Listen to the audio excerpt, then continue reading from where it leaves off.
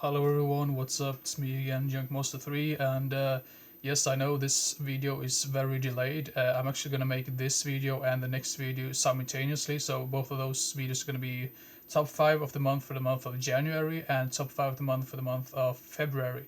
So yeah, those are the two videos I'm gonna focus on today, and I will try to make another like top 10 list review video after this. I know it was a while since I made a top 10 video. Uh, I mean, I have plenty of like top 10 videos waiting for me to get done, like for YouTube, that I've already made on IMDb. So, well, anyway, I will get to that eventually. But now let's begin with the films that I've watched during the month of January that I appreciated the most. So at number 5 we have Overboard from 1987, with Kurt Russell and Goldie Hawn. I've always known about this film, but I haven't seen it until quite recently, and I think it was a great comedy, really great chemistry between the main characters. Obviously, I mean, I'm not sure if Kurt Russell and Goldie Hawn were married at this point, but I think their chemistry is just amazing in this. And the kid actors in this, I mean, usually when it comes to kid actors, they tend to get a little bit frustrating or irritating after a while. But I think all of these kid actors did a really good job as well. So yeah, Overboard at number 5. At number 4, we have a film which I always wanted to see. For some weird reason, I never found it on DVD, or maybe I just passed on it or something. I just never got around to getting it. But then finally I picked it up on DVD, and the film's called Matilda from 1996, I believe. Yeah, 96. And I think the reason why, I mean, this film is basically about this young girl who gets these type of, she's a special type of kid because she has these weird powers that no one really knows about. And she gets to school, and this school is really the worst place on earth. This is based on the book by the same guy who wrote the Charlie and the Chocolate Factory, or Willy Wonka and the Chocolate Factory. What's his name? Roald Dahl, I believe. So this is the same author of those. That's the same author. Sorry, I just can't speak today. But anyway, this film is based on that book, and I think the reason why I appreciated this film so much is because I remember when I was really young, a really small kid, my mother used to read the book for me, so I sort of knew what type of things that would happen in the film. But even though I knew that, I still thought they did a really good job in like taking the story, like the story material from the book into the film in a really really great way. I don't think they cut anything away that were in the book that wasn't in the film, or vice versa. I think it was really close to the book. That's what I want to say.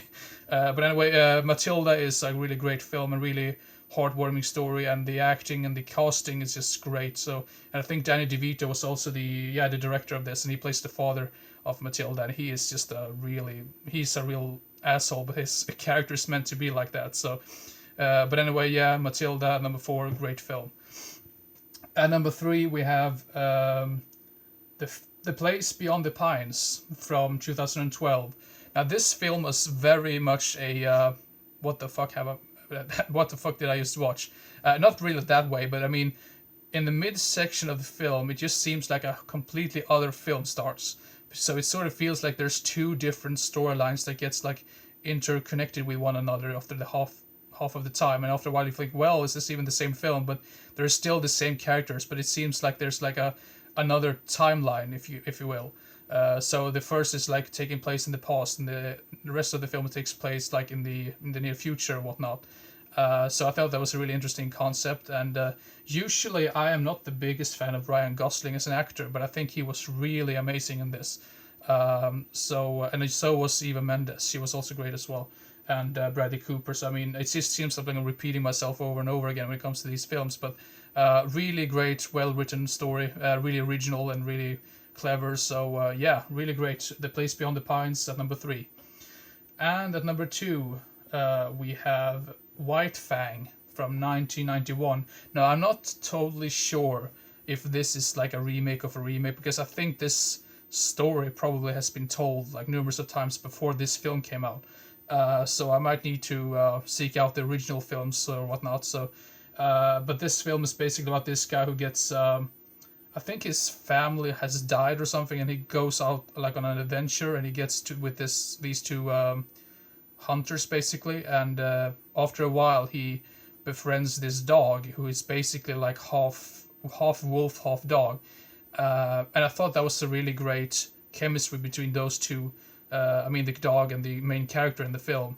And I think also the reason why I like this so much is because of the locations and the dog itself. Because I have a soft spot. I mean, I can't have dogs myself because I'm allergic. But I've always been I've always liked those type of dogs, like the Siberian Huskies and whatnot. So because it kind of looks like a Siberian Husky. So. But anyway, White Fang, really great film. I think this is also produced, or I think it might have been produced by Disney. I'm not totally sure, so don't quote me on that. But White Fang from 1991 at number 2. And at number 1, we have a film which is a drama, mystery, sci-fi film, which is probably I'm going to rewatch numerous of times because I am pretty damn certain that I will find new interesting things about it. And the film is called Arrival from 2016 with Amy Adams and Jeremy Renner. Once again, great cast, really interesting storyline about basically about this weird alien ship that has landed on Earth, and Amy Adams' character gets involved in this by she's basically like a scientist, I believe, and she gets sent out there to investigate this spaceship along with Jeremy Renner. And I think it's a very interesting storyline as to what would you do if aliens actually came to Earth. Because I mean, there's different types of opinions of how you should deal with that. Because some people think, well, we should try to communicate with them, and some people just say, well, we need to get rid of them from our planet, basically, and see them as a threat. So I think that was a really interesting. That's the reason why I like this film so much, because it tends to get you in all these type of situations as to what would you do in a situation like this. So yeah, anyway, Arrival at number 1, really great film, probably one of the best films I've watched so far this year. But then again, I have seen some really good films in February as well, which I will get to. So, but anyway, this is it for the video for top 5 of the month for the month of January. And I'm not sure when the top 5 of the month for the month of February is going to be uploaded, but we'll see.